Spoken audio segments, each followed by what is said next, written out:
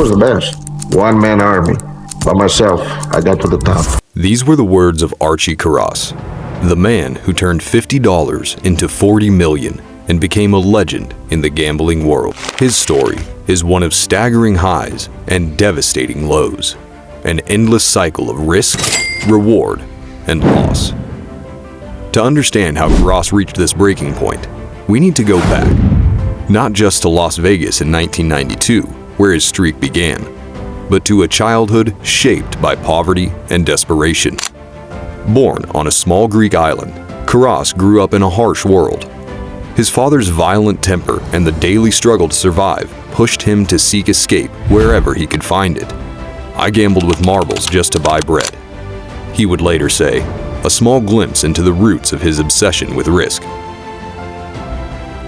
I decided that, look somewhere else for a little better living, So you came to the United States at what age? I was 16 years old. 17, actually. With your family? No, I came by myself. At 17, he left it all behind, boarding a boat to America with nothing but $50 and a stubborn resolve to create a better life. Arriving in Los Angeles, Karas worked as a waiter, saving every spare cent and spending it at pool halls. His natural talent for gambling became undeniable, and soon, he was winning enough money to ditch waiting tables entirely. But with gambling came volatility. One day, he would be living in luxury, and the next, he was broke.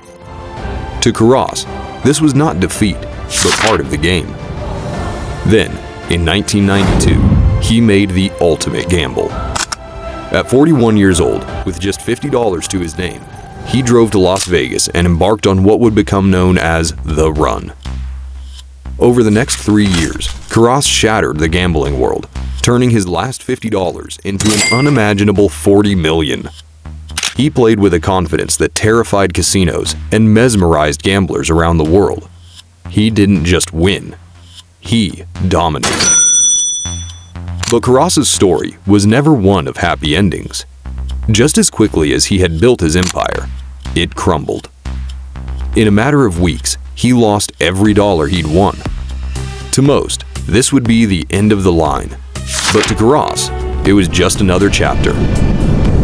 "Money means nothing to me," he'd often say.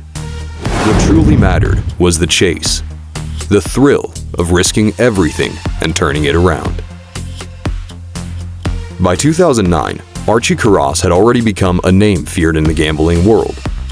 But as he reflected on his journey, he knew that he had reached a point where the thrill of poker no longer satisfied him.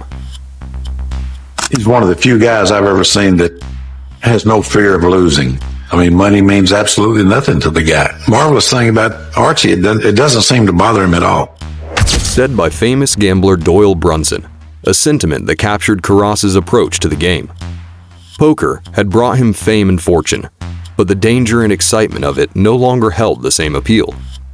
At the World Series of Poker in 2009, Karas had just finished in 5th place, an achievement that would have made most poker players proud. But for Karas, it felt hollow. The prize money, the accolades, the fame, they all seemed insignificant.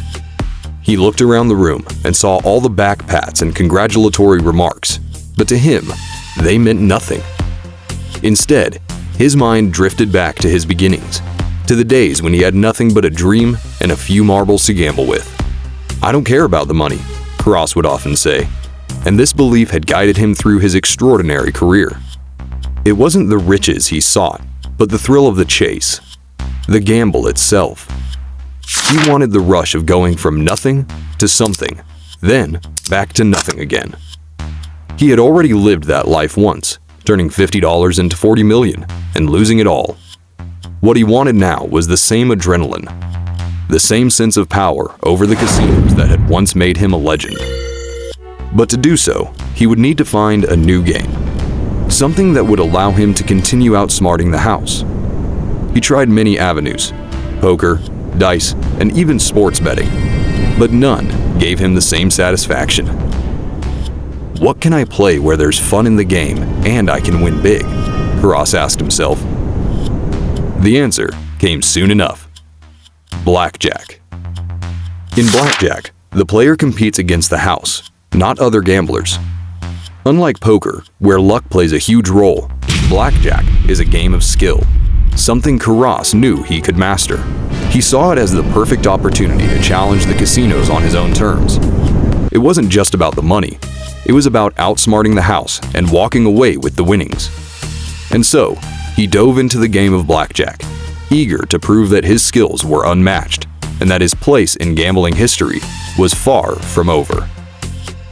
By 2011, Karas had embraced blackjack with the same relentless determination that had propelled him to the top of the poker world. For years, he had learned the intricacies of the game, perfecting his strategy and testing his limits. But now, the thrill of blackjack was something far more exciting for him. You versus the dealer in a game of skills and balls, he would explain, emphasizing the strategic aspect that set blackjack apart from other casino games.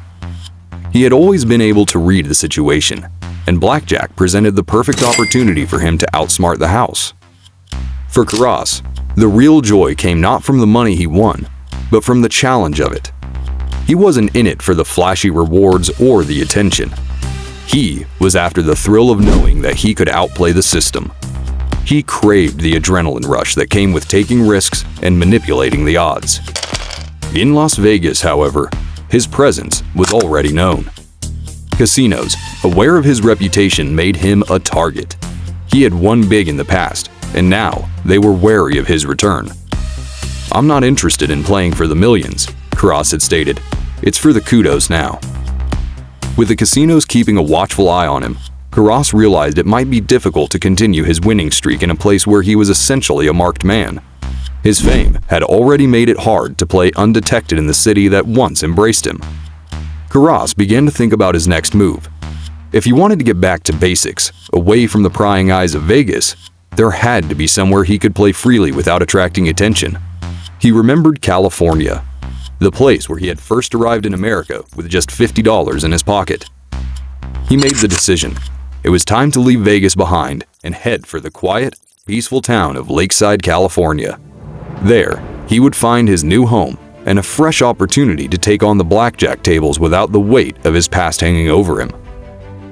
In 2013, Karas arrived at the Verona Resort and Casino in Lakeside, ready to play under the radar. He dressed like a businessman, with a clean-cut look and subtle gold rings, making sure he wouldn't attract suspicion. It was a far cry from the high-stakes tables of Vegas, but Karas didn't mind.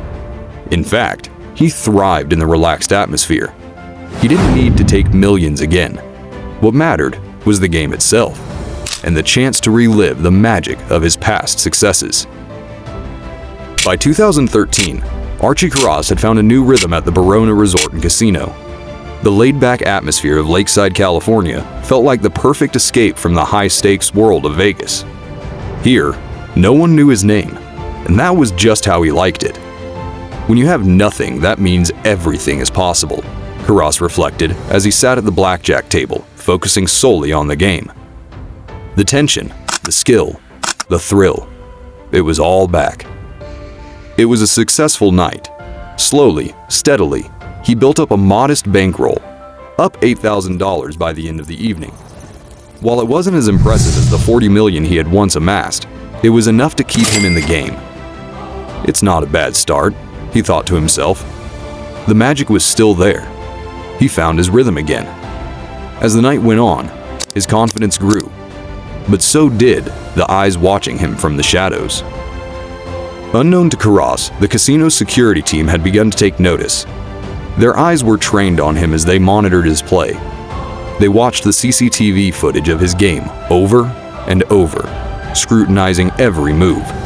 They interviewed the dealers. The reports didn't seem to add up. Something felt off. Soon, the whispers began. Was Karas cheating again? In an attempt to protect his gains and avoid any suspicion, Karas left the table for the night, unaware that his luck had already run out. The next day, things took a dramatic turn. As he returned to the casino, security called the authorities. Karas was arrested on charges of cheating, and to him, it was a devastating blow. "I never broke any law in my life," he insisted, shaking his head in disbelief. The accusation was serious. Card marking. But how? Karas has been charged by the district attorney's office with burglary, winning by fraudulent means, and cheating. Karas was accused of using a hollowed-out gambling chip to mark the backs of face cards. The jacks, queens, kings, and aces. These cards were crucial in blackjack, and knowing when they appeared in the deck could give a player a significant advantage.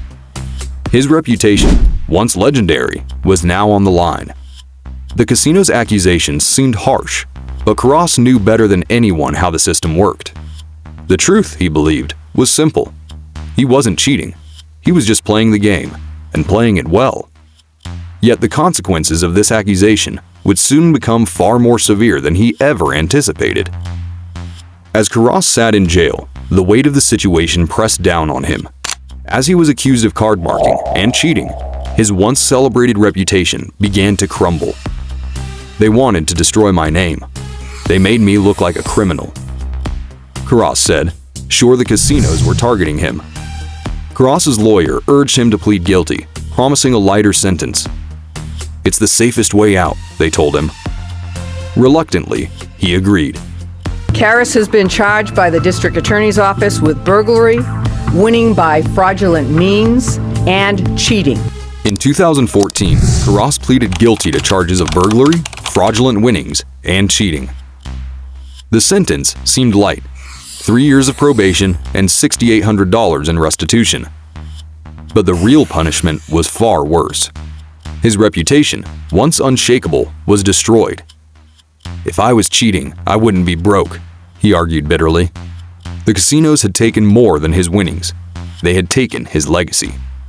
Karas had once been known as the greatest gambler alive, the man who turned $50 into $40 million. But now, his name was tainted. In November 2014, he was added to Nevada's Black Book, banning him from every casino in the state. His fame had turned into infamy. The regret was clear in Karas's words. How could I ever be trusted again? The gambling world was ruthless, and his guilty plea had sealed his fate. Even though he maintained his innocence, the damage was irreversible. He knew that the high of gambling, that rush of risk, would never be the same.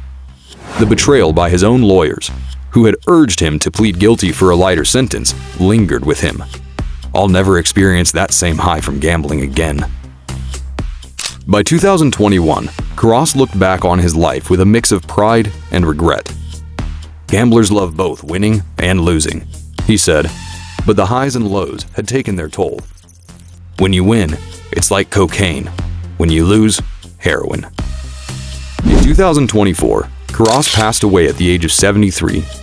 The man who turned $50 into $40 million had been brought down by his own choices, leaving behind a cautionary tale. To some, he was a hero. To others, a cheat. But one thing is certain, his story will never be forgotten. Archie Karas' story is one of extraordinary highs and crushing lows. A gambler who risked it all and paid the ultimate price. From an unbelievable winning streak to accusations that ended his career, his tale remains unforgettable. Hero or villain, Archie Karas' name is etched into the history of gambling. A legend born from risk and shattered by it. Did you enjoy this gambling story? Help us hit the jackpot of 1,000 subscribers. Smash that subscribe button.